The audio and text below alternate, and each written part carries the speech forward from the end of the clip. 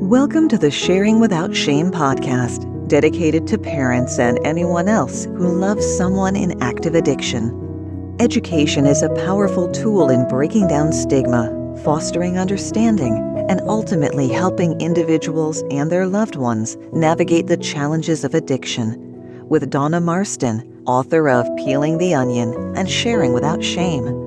So take a deep breath and grab some tissues as we uncover the stories of love, courage, and unwavering support in the face of adversity, as Donna and her guests share their stories without shame. Because when we share our stories without shame, we inspire others to do the same.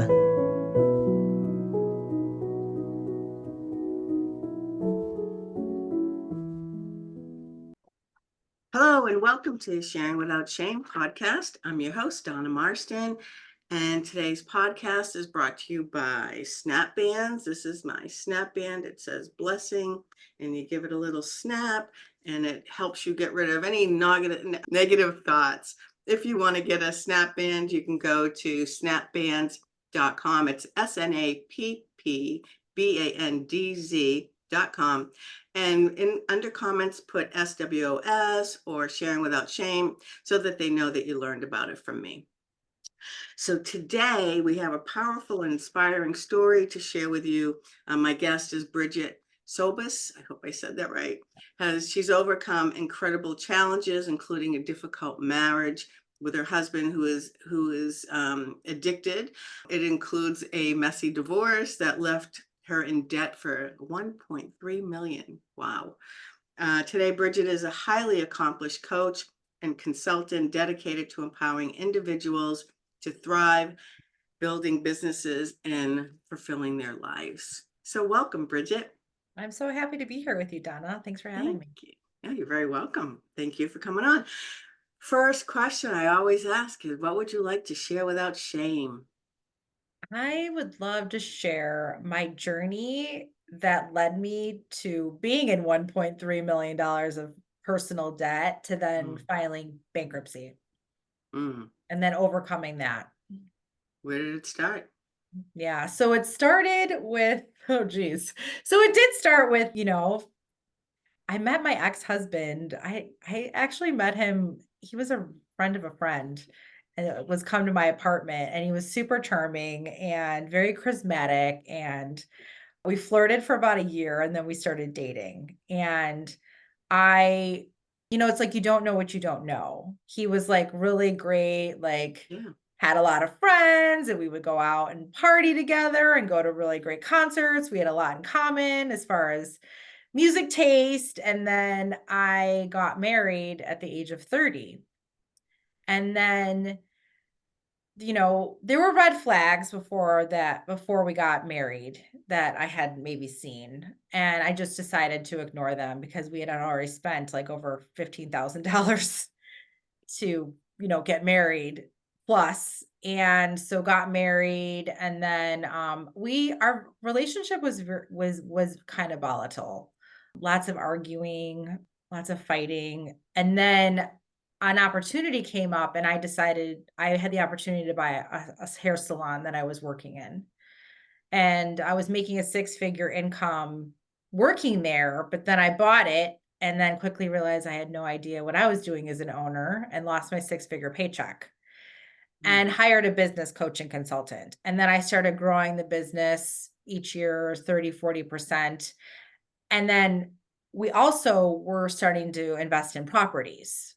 We had one property, it was a rental property, then we bought another rental property as well. So his job was to manage the properties. My job was to run the salon. And I was very successful at it. And then there was like all of a sudden there were times when he was coming to me and he was like, the tenants aren't paying the rent. And I was like, what do you mean they're not paying the rent? So then he started borrowing money from me. Saying mm-hmm. he was paying the mortgages. And like, again, you don't know what you don't know. Wool was over my eyes back then. And I would give him the money, and then he wasn't working anymore. And there was these times when, I was in my 30s at the time. I'm 51 now, but we would still go out and, go to the bars with our friends, go hang out. And I would be going out at 8 o'clock or 9 o'clock at night. And he would say things to me like, "Oh, I can't meet you. That's too early for me to go out." So he wouldn't come meet me out till like midnight. Oh, And wow. like, I again, like I didn't know what was happening. Like he was actually going out and doing drugs. Like he had a Mhm. cocaine addiction that I had Or waiting for his delivery. That could be, sometimes it takes delivery, or like he was going to hours, somebody's right? house or Yeah. all the things. And so that happened for years. So we were married for 6 years. And then Mhm. I found out he was like borrowing money from friends, parents, and I would even have conversations with his parent mom, and I would say, "You have to stop giving him money. Like you're enabling him." Mm. And I would let him work at the salon because he was in real estate when we first started dating, and then he wasn't working. So, it was just there were so many weird things that were happening. Like I was a stylist, colorist behind the chair, and I would get tips. And then a lot of my employees would say, he's stealing your tips. He's taking your tips from you. So it was just all this stuff. And then I found out he didn't file his taxes before we were married. And he had an outstanding tax bill of over $50,000. Oh, my. And then I personally, for me, I was like, we have to like pay this off. Like, let's handle it. And he wanted us to avoid and avoid and avoid. And then all throughout all those things, but finally, like I was doing credit checks on myself. Cause back then, I don't think like Credit Karma was like a real thing. You had to like literally go on like TransUnion or call. Mhm. And I was like, I want to do a credit check. And that's when I found out I got blindsided and was like, I saw 2 buildings of mine were going into foreclosure. And I was like, and it was so far deep, it was almost impossible to start getting out of. Wow. And that's when I was finally like, what is really going on here? And I did confront him about things I started hearing about his drug addictions, Mhm. and he would deny them. But then, Yeah. then I decided to file for a divorce.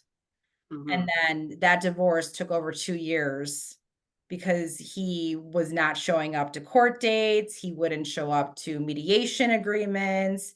He wouldn't give me the records for the buildings that we owned. And then he lied and said that they got destroyed in a flood. And I was like, there's electronic things nowadays. So it was just one thing after another. And just, I felt so trapped in those two Mhm. years. I felt legally trapped to him. And then finally, I decided to just say, you know what? I'm going to take on 100% of this debt just to legally get out of this marriage. Wow. So I took on 100% of that debt, and it was literally, and I'm not exaggerating when I say $1.3 million on paper. Wow. Yeah. From between the buildings, taking on all of his credit card debt. And then I was finally out of, and one of the things that was so wild. I'm in court.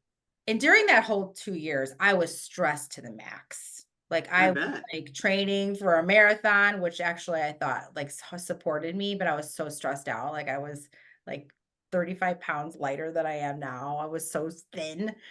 And I was massively stressed. Finally, we had a court date because I said I would take on all the debt. And then he shows up 2 hours late, and he was wasted. Mm. And I was like, and now we're in court, and the judge is asking all these people before us, like, the judge is like, is there anything that you're under the influence in that would impair your judgment? And I was like, "Oh my gosh."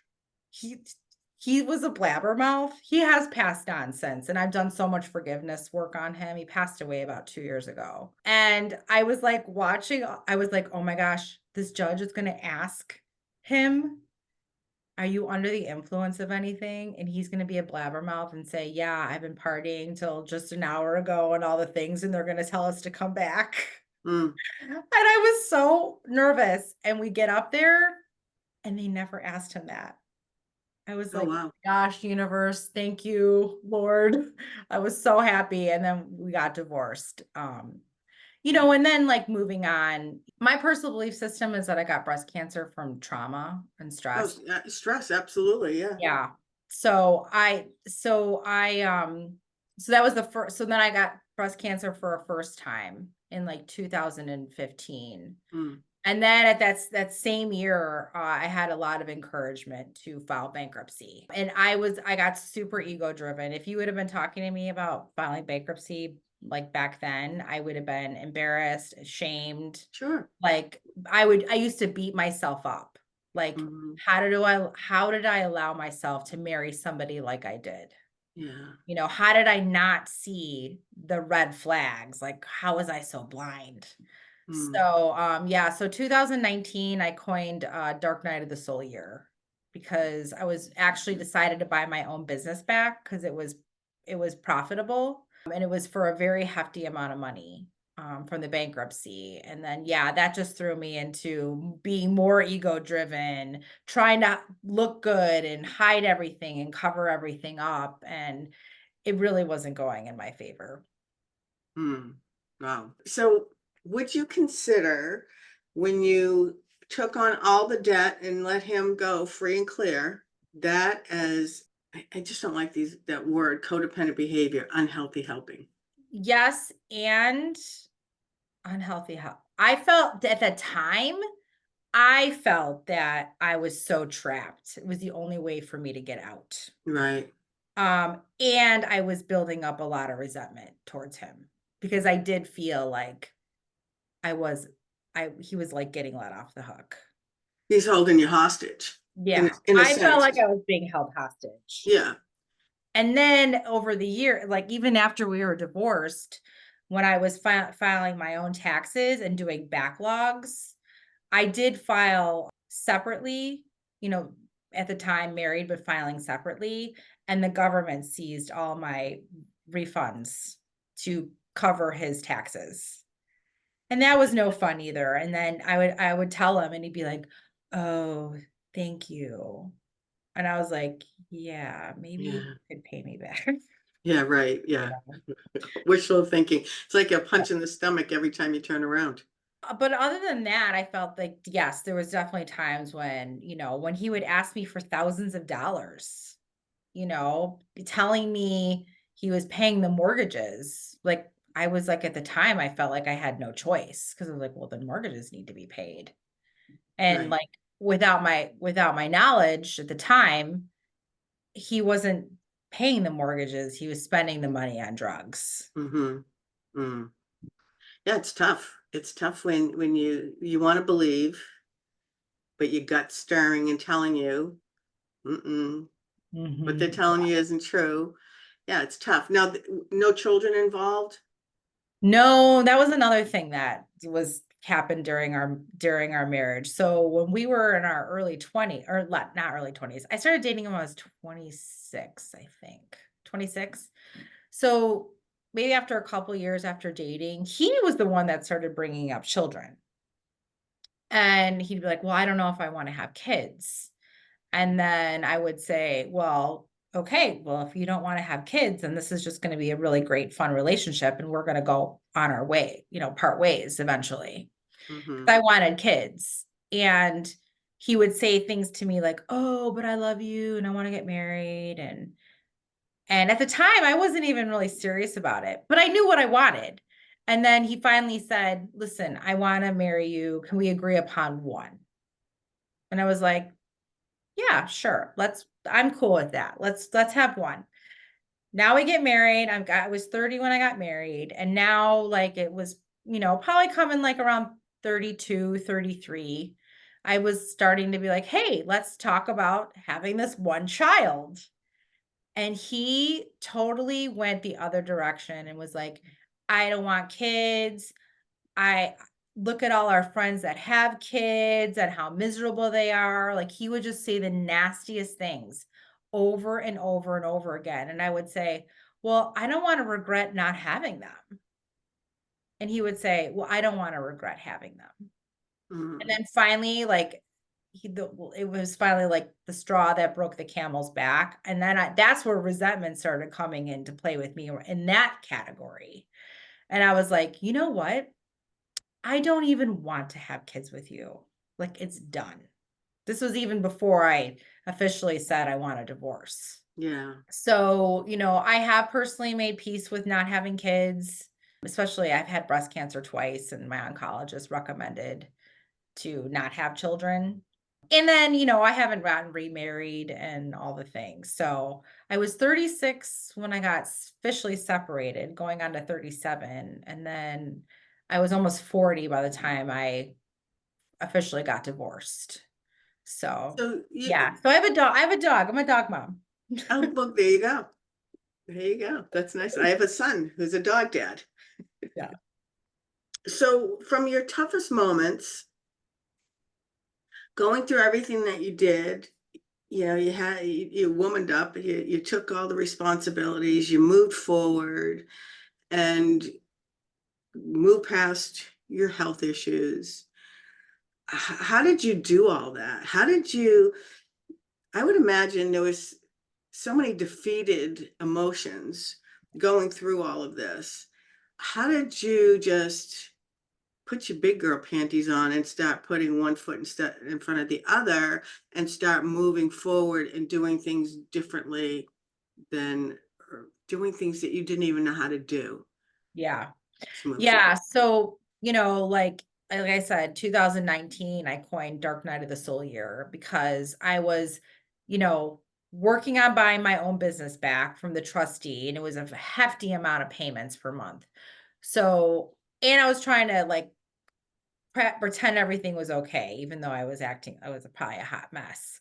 Even being then I started being vulnerable with my own my staff, because I had a team back then. I had anywhere from maybe 6 employees to 26 at a high, but on average I had them maybe around 15, 18. So I started being real with them because they were like seeing me act like a crazy person. Sure. And It I shows was up working somewhere. so much.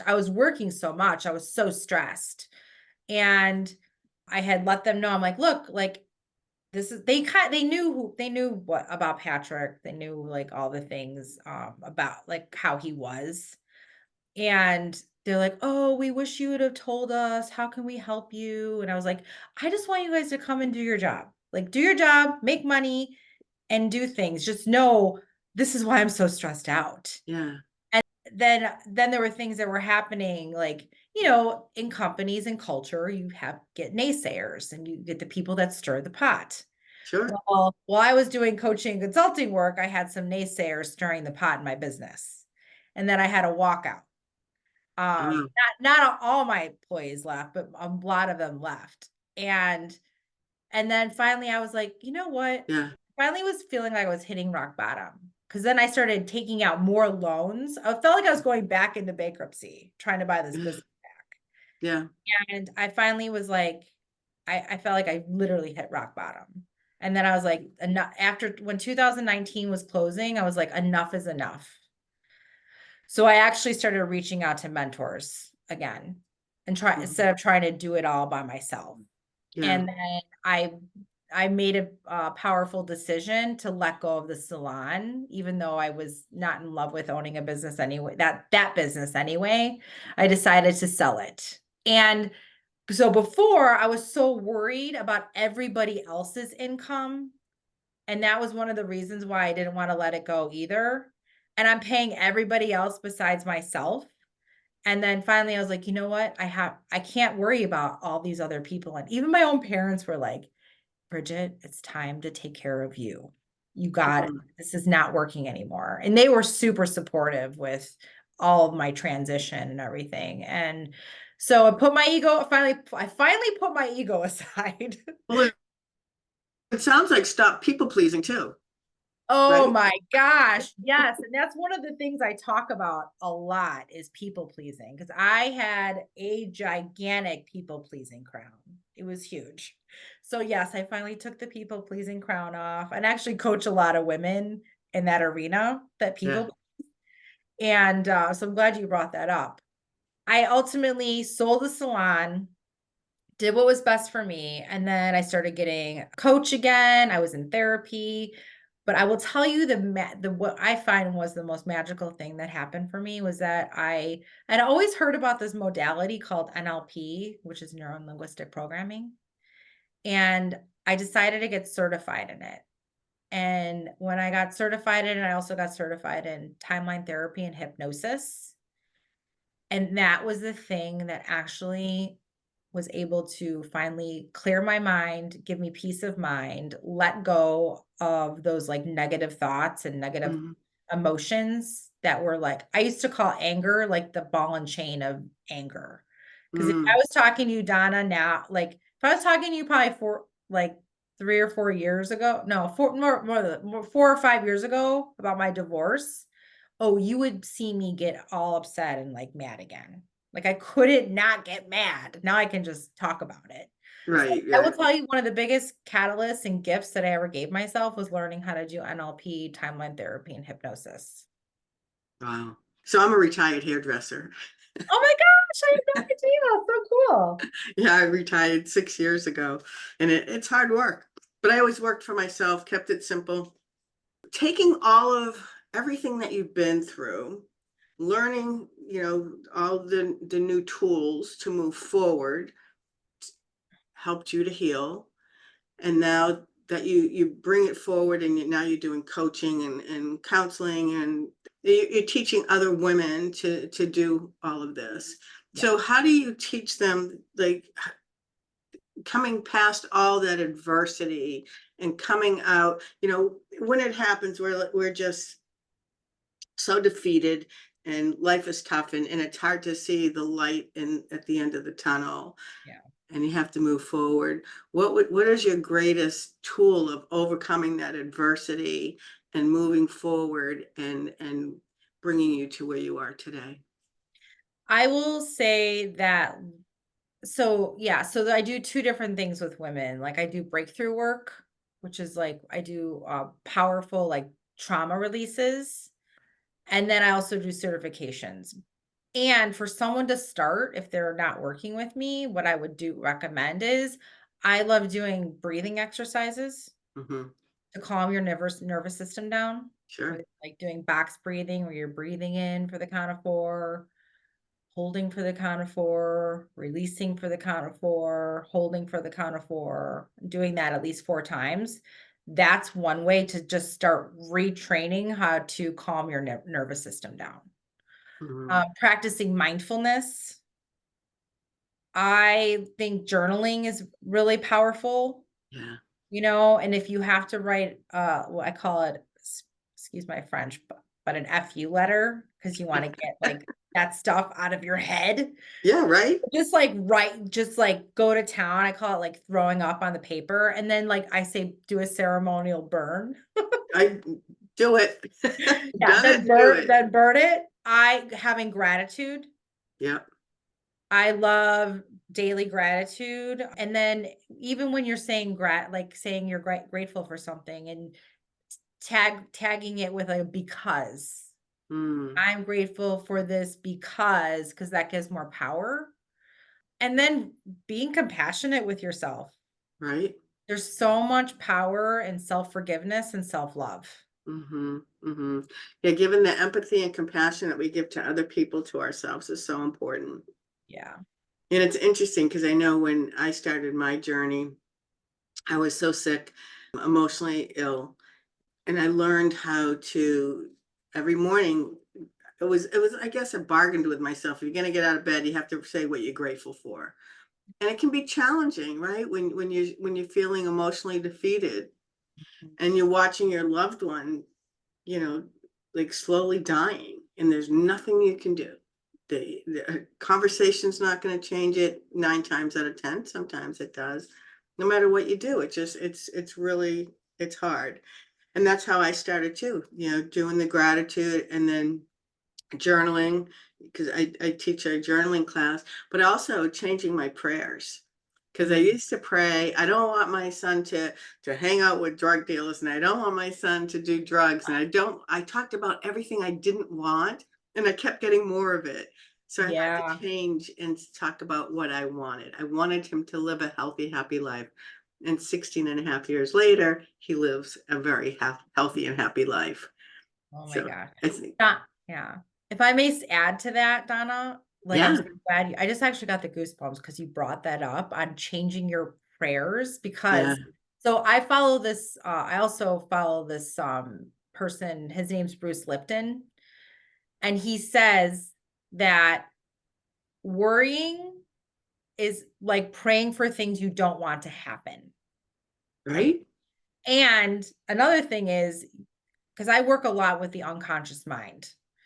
Because our unconscious mind runs about like 95% of our behaviors and decision making. And so the unconscious mind doesn't process a direct negative.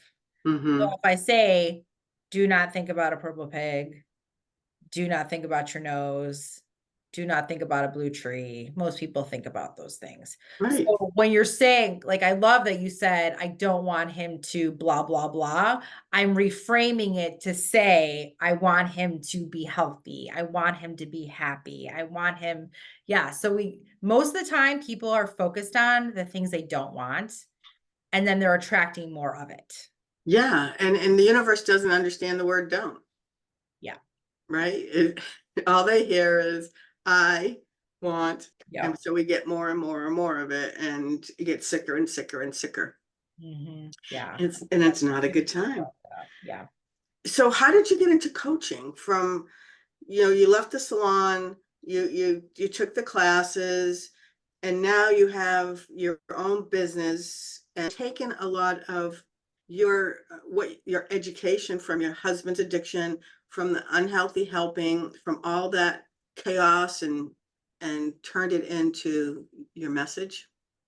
Yeah, how I got into it was actually when when I first bought my salon in 2005, I hired a coach and consultant.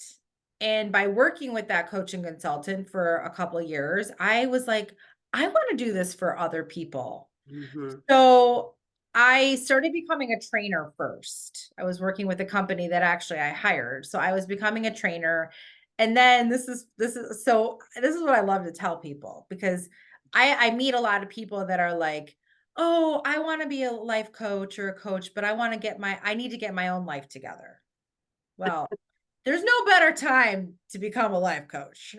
That's what I have to say. Right. So then now in 2010, I get separated.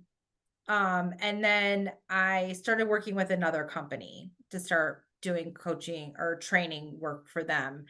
And I had met a life coach who she would always say, I'm a master of NLP, but she was a coach with the International Coaching International Coaching Federation, and she was a master coach. And I'm literally talking to her in the middle. I think I was like in the middle of the divorce, and I was like crying, and I was like, I just want to be a life coach and help other people. And she was like, oh, there's this program in Chicago because I'm originally from Chicago. And she's like, there's a program in Chicago starting in February. That's a year-long training program to become a coach. I don't even know anything about this program. And I signed up for it. Wow. And it was one of the best decisions I had ever made. Oh, So wow. while going through a divorce, feeling like a big hot mess, I was Mhm. becoming certified and becoming a coach. And I was working on myself because then I got a coach too. So I was Yeah. kind of like, I had a coach and then I'm learning how to become a coach.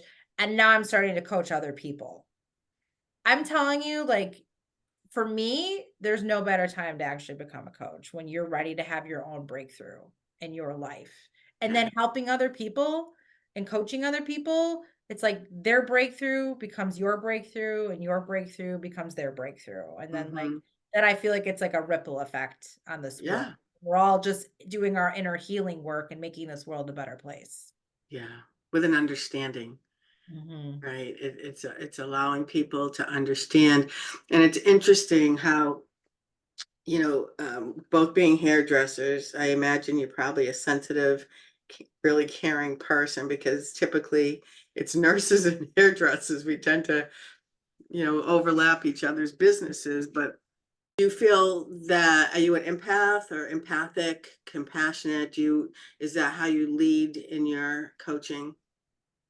Yeah, I definitely do that. Like I have a very big I think one of my biggest gifts and qualities as a coach is I have a lot of bandwidth to be with.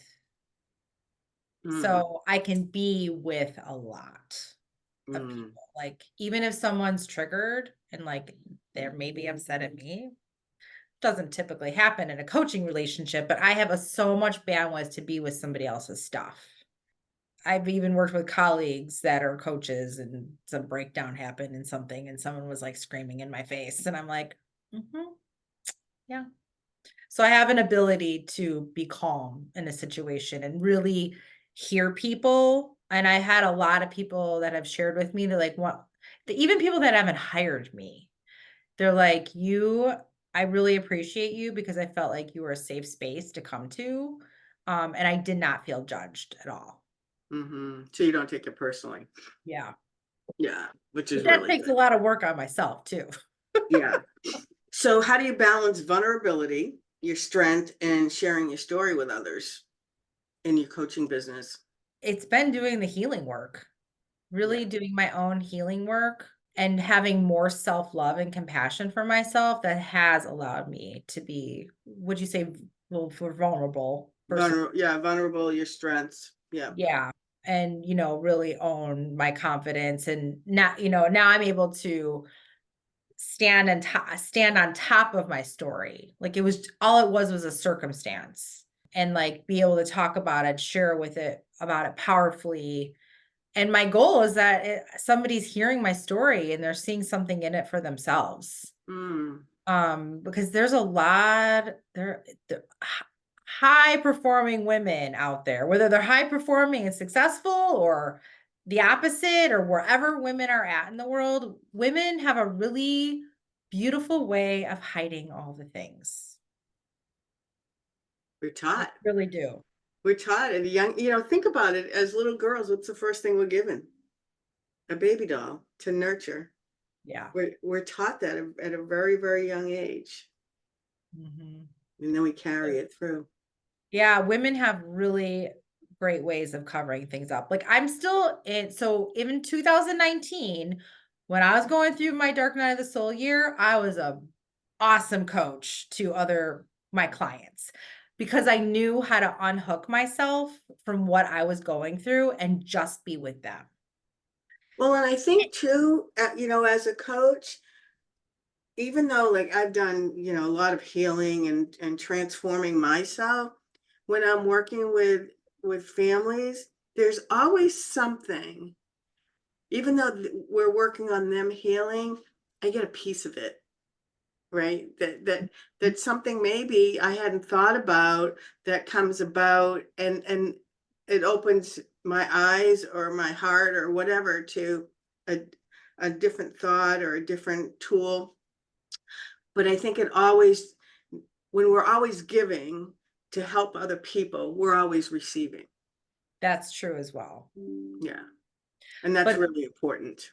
yeah, but those clients that I was coaching during that time that I'm still in relationship with now, whether I'm their coach or, just keep in contact with, I was brilliant at hiding what was really going on inside with me. Mm, They had like no idea. So again, that's just to my point. Like women can be really beautiful at covering up what's really going on deep inside. So for me, now I have the vulnerability to even share, like, hey, yeah, I was an amazing coach and I was in my own crap at the time. Like I was right. suffering, Yeah. you know. Yeah. And I think it's important for people to know, that we've been there, and I'm a crier. So, so So when I'm working with people, I cry with them. I just, it's either warming my heart or breaking my heart, and I can feel an empath, so I feel their pain. Yeah. And it's really challenging sometimes, but again, out of it comes such beautiful things, which is amazing. And then, I had a situation recently working with a family. The daughter, who doesn't have an SUD, spoke. I do this hula hoop syndrome, and it's an activity that I do. And so you have to be open and honest about everything that you're adding onto your hula hoop that doesn't belong to you. And Okay. it opened up a very honest conversation where one of the parents hadn't been honest about a situation, and it came out. And the first time the daughter, because we don't pay attention to our sober kids, our kids that are doing really well, we're so highly concentrated on the person who's sick and suffering. And the honesty that came out, and giving and holding space for her so she could do it. It was amazing to watch this young girl, this young lady, be articulate without anger, say what she meant and meant what she said, and said it beautifully. Awesome. Because she was in a safe place as we did this together. Yeah. Right. Instead of sometimes, if it might have just been them, they might have been yelling and screaming at each other, and then no one gets heard. Yeah. Wow, that's beautiful. Yeah, it was very, very cool, to be a part of that. So how do people get in touch with you? So I'm on Instagram as Coach Brigette Sobus, Facebook Brigette Sobus, or if my website is powerandjoycoachingacademy.com. And I always respond to my emails, or I think my cell phone's on there too. People text me. And so the academy is you train people to become coaches, and you get Yeah. certified through you? I have certification programs. So I certify people in NLP, timeline therapy, and hypnosis. I'm a board certified trainer, and I also have a 6-month mentorship and training program that's for the International Coaching Federation. So I mentor people that want to become coaches or add other tool sets to their coaching practice. And I work with a lot of women that have gone through trauma, stress, women entrepreneurs that have been stressed, burnt out, people pleasing, overwhelmed, reinvent their lives with power, joy, and profits. So because of my trauma that I went through, I got a coaching certification for PSTD, trauma, and addiction. And a lot of us don't, when we're in the midst of it, don't even have a clue that the trauma we're enduring. And it was a weird situation, but I was diagnosed with PTSD. Didn't have a clue. Yeah. What was going on. And in the older I get, things come up that it's like, wow, I didn't know that. Right. Always learning. But it's really important for loved ones to understand that when they're dealing with addiction, most often, we're dealing with PTSD because of that fear that when our loved ones are in active addiction, they're in fight or flight mode. So aren't we? When we're providing unhealthy helping, or even if we're doing healthy helping and our kids are out there, we're still in fight or flight mode. Yeah. Yeah. And there's a lot of studies out there. Like I don't know. Do you like Joe Dispenza? Mm-hmm. Yeah. Yeah. Love him. I listen to a lot of his books, and my goal is to go to one of his workshops next year. And he talks a lot about how people are addicted to the fight or flight mode and they don't even realize it. Yeah. I believe it. I believe it. Yeah. It's amazing. So you got to really retrain your mind, body, and soul to So for me, like my anxiety I used to rate it 150 out of 100. Oh, wow. That's how much I was living in anxiety all the time. Wow. And stress. And then when I started learning how to do the somatic and the mindset work and retraining and like releasing things that were no longer serving me, I actually was kind of almost like, wait, what? My body's like, you're not anxious anymore. Now what do we do? Mm. So it was actually a weird feeling not to feel that anymore because I was so used to it. Yeah, well, that's our normal. So Yeah. we have to regroup, relearn, and Mhm. doesn't happen overnight. It's baby steps Mhm. to get to where we need to be. Yeah. This takes time. I've been working on myself. My son's been in recovery 16 and a half years. I started about 2 years before him working a recovery program from being the unhealthy helper in the family. And, I'm still a work in progress. There's always something new to learn or understand about all this codependency and unhealthy helping and addiction. And, we become addicted to the person who's addicted. Yeah. Yep. So as we wrap this up, any words of wisdom that you want to share with the listeners? Yeah, I love to. I mean, reinvention can happen at any time, any age. That's what I have to say. And it's just life's precious and, it's like living a life you love and creating healthy boundaries, Mm, for yourself and with other people, and practicing mindfulness. So, yeah, I just like to share with people that reinvention can happen at any time, at any age. awesome. Well, thank you so much. My pleasure. Take care. Thank you for tuning in. If you'd like to support the Sharing Without Shame podcast, please subscribe, like, and leave a review. If you're in need of emotional support, Donna offers private sessions. For more information about Donna and the services she offers, visit www.sharingwithoutshame.com or email her at donna4support@comcast.net. Nothing in the Sharing Without Shame podcast is intended to establish a therapist-patient relationship or intended to replace the services of a trained therapist, doctor, or health professional, or substitute for professional mental health, medical advice, diagnosis, or treatment. Until next time, may your faith and strength heal your heart.